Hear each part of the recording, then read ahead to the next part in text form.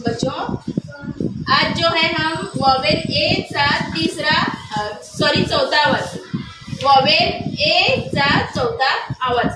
इसके पहले हमने वॉवेल ए की पहली आवाज, वॉवेल ए की दूसरी आवाज, वॉवेल ए की तीसरी आवाज, इन तीनों आवाजों के बारे में मालूमात हासिल कर चुके हैं। पहली आवाज है वॉवेल ए की ए, वॉवेल ए की पहली आवाज है ए।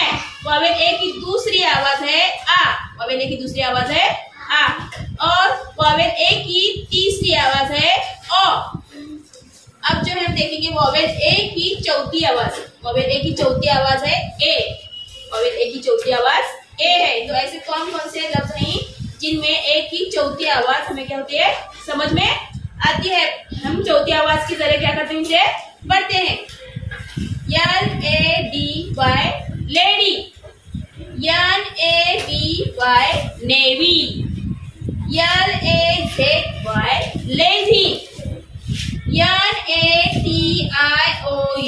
Nation, MANY many, PAKED pegged, PRAY pray, RAY ray, HAY head, PLAY play।